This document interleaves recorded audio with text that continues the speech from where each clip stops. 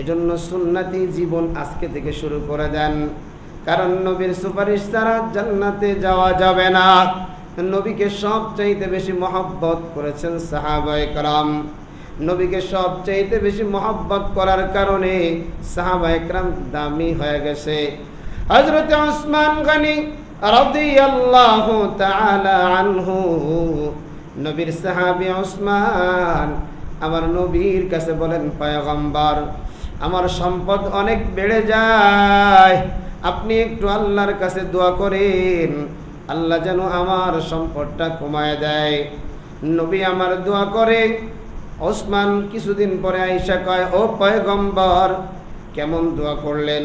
সম্পদ তো কমে না, সম্পদ বেড়ে যায়। নবী আমার বলেন, ওসমান আজ থেকে খাবারগুলা খাইবা, উটের পিঠে বৈশা বৈশা খাবার খাইবা, কয়েকদিন পরে আবার আসবা। হযরত ওসমান উটের পিঠে বৈশা খাবার খায়, কিছুদিন পরে আবার পয়গম্বরের দরবারে হাজির। নবী বলেন, ওসমান বলো কি বলবা? এমন সময় বলেন, পয়গম্বর আপনাকে বলেছি আমার মালটা যেন কমে যায়, আপনি সেই জন্য দোয়া করেন, কিন্তু আমার সম্পদ তো কমে না, আমার সম্পদ দিন দিন খালি বেড়ে যায়। নবীর সাহাবীকে নবী পয়গম্বর প্রশ্ন করে, ওসমান উটের পিঠে তুমি যে খাবারটা খাও, খাবার খাওয়ার তরিকাটা তোমার কি?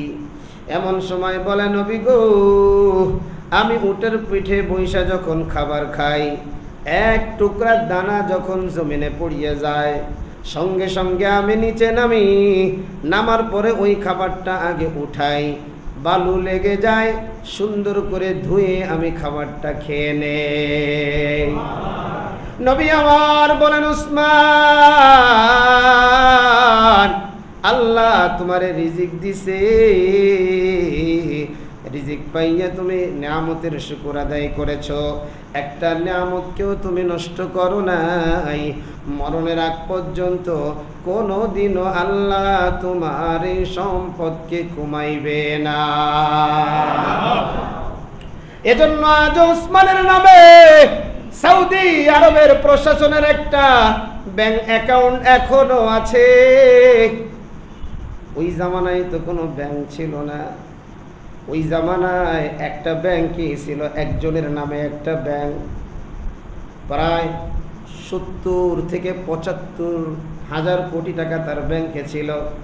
তিনি হলেন নবীর সাহাবী হযরতে আব্বাস রাদিয়াল্লাহু তাআলা আনহু। বহু মানুষ তার থেকে ওই জামানায় টাকা ইসলাম গ্রহণ করার আগে সুদে লাগাইতো।